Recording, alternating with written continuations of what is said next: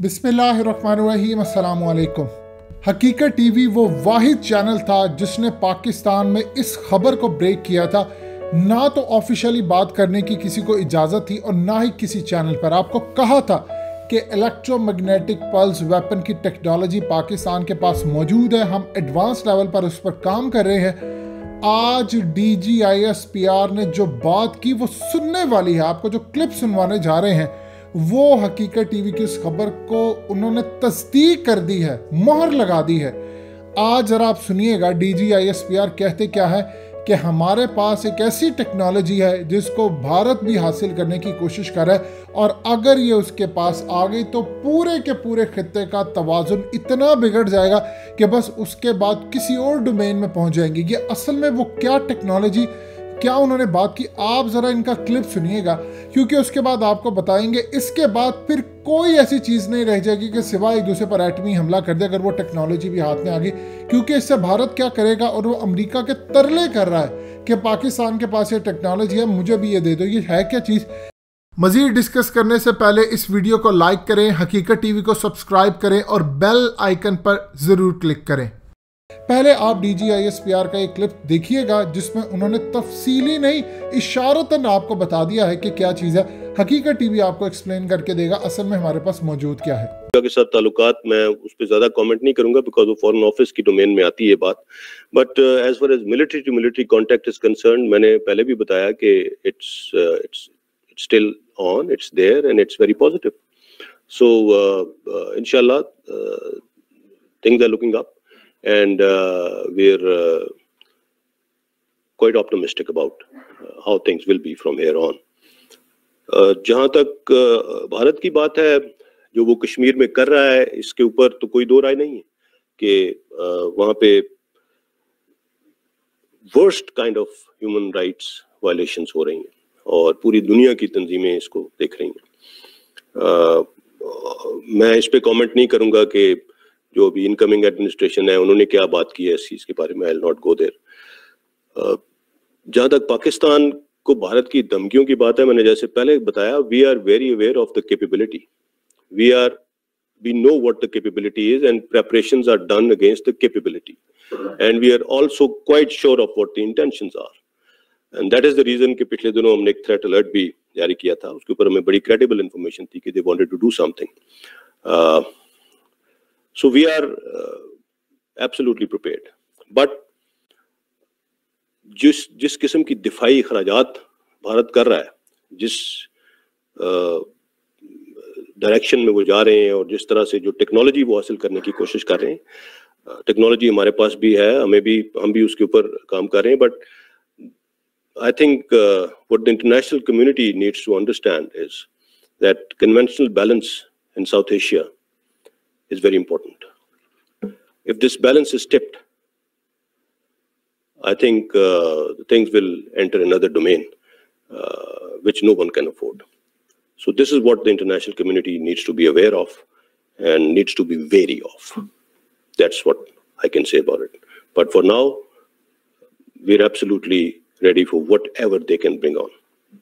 आपने सुना, DGISPR ने कहा है कि हमारे पास एक टेक्नोलॉजी है जिसको भारत भी हासिल करने की कोशिश कर रहा है, और अगर ये मिल गई उनको तो पूरे के पूरे खित्ते का तवाजुन बिगड़ जाएगा। हम एक ऐसी जगह पर पहुंच जाएंगे कि जहां पर सिर्फ तबाही होगी और खित्ते के अंदर कोई भी ऐसी चीज सलामत नहीं रहेगी। ये असल में है क्या, देखिए अब आपको समझना है। चाइना के पास है इलेक्ट्रोमैग्नेटिक पल्स वेपन, जो कि असल में अमेरिका की EMP टास्क फोर्स ने जो रिपोर्ट जारी की थी, आपकी स्क्रीन पर दोबारा चल रही है।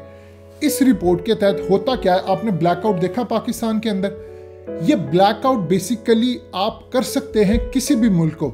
मिसाल के तौर पर पाकिस्तान के पास अल्हम्दुलिल्लाह टेक्नोलॉजी आ चुकी है, हम इस पर काम कर रहे हैं। चाइना के पास मौजूद है। चाइना के पास कैपेसिटी ये है कि चाइना के पास ये फैसिलिटी है कि वो एक तो फर्स्ट स्ट्राइक की ऑप्शन रखता है, यानी किसी भी मुल्क के ऊपर, और दूसरा अगर उसके ऊपर हमला हो तो उसको रोकने की भी। यानी ये इस तरह होता है कि आप किसी पर मिसाइल दाग देते हैं और S-400 जैसा कोई एंटी बैलिस्टिक मिसाइल सिस्टम भी आपके पास हो कि दूसरा मिसाइल फेंके तो आप यहां से उस मिसाइल को तबाह करने की सलाहियत रखते हैं। चाइना के पास है दो चीजें, अमेरिका के पास सिर्फ एक है फर्स्ट स्ट्राइक वाली, और वो काम कर रहा है कि अगर उसके ऊपर कोई हमला हो उसको रोकने की कैपेसिटी। अमेरिका के ऊपर हमला करने की कैपेसिटी सिर्फ और सिर्फ दुनिया में एक मुल्क के पास है, वो है चाइना। वो चाहे इनका इलेक्ट्रिक ग्रिड सिस्टम बंद कर दे, सैटेलाइट सिस्टम तबाह कर दे, इनके जहाज़ों को उड़ने से रोक दें, इनका पूरा कम्युनिकेशन सिस्टम इंटरनेट से लेकर बातचीत, यानी जब चाहे वो बंद कर सकते हैं और मेल्ट डाउन कर दें। यानी उसके बाद ये सूरत हाल हो कि उसको ठीक करते करते कई महीने लग जाएं, उस वक्त अमेरिका तबाही से पूरी तरह दो चार हो जाए। अब आप एक चीज गौर से समझिए, पाकिस्तान में चंद घंटे के लिए ब्लैकआउट हुआ। अब मिसाल के तौर पर सोचिए पाकिस्तान इंडिया के ऊपर ये हमला करता है और पूरे भारत का ब्लैकआउट हो जाता है, उसका हम कम्युनिकेशन सिस्टम तबाह कर देते हैं, टावर से राब्ता मुनक़ता, उनके टीवी चैनल्स बंद, इंटरनेट बंद। आप देखिए कि जरा सा ऐसी सूरत हाल होती है तो आपकी दुकानें बंद हो जाती हैं, कारोबार आपका नहीं चलता, उसके अलावा आपकी ट्रांसपोर्ट रुक जाती है, बैटरीज का काम खत्म हो जाता है, आप अपने घर में कोई काम नहीं कर सकते, मोटर्स नहीं चला सकते, पानी खत्म हो जाता है, आपकी इलेक्ट्रिसिटी तबाह, यानी आपका इंटरनेट तबाह, मोबाइल हार्डली 1-2 घंटे आपके पास चार्जिंग के लिए होता है। जब टावर से सिग्नल नहीं आएंगे, अब राब्ता कैसे करेंगे? टोटल निज़ाम दरम बरम इस टेक्नोलॉजी से हो जाता है।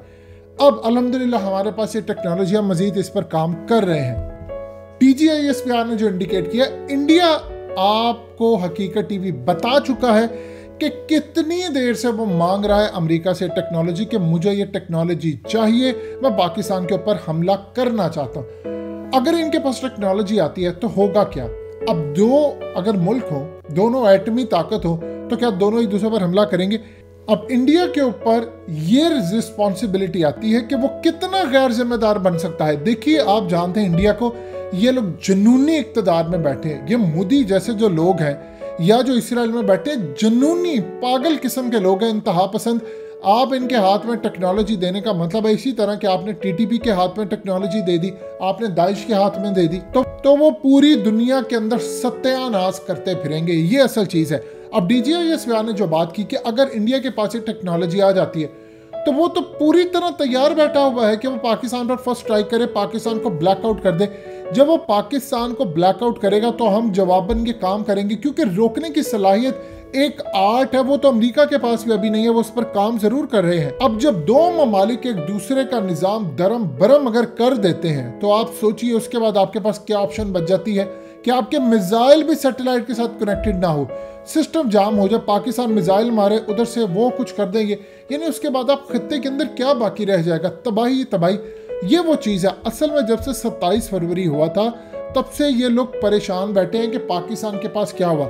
आपको हकीकत टीवी ने जो खबर ब्रेक की थी कि ब्लैकआउट पाकिस्तान में हुआ, उधर इंडियन फोर्सेस अलर्ट हो गई थी, उनकी पूरी एयरफोर्स अलर्ट थी।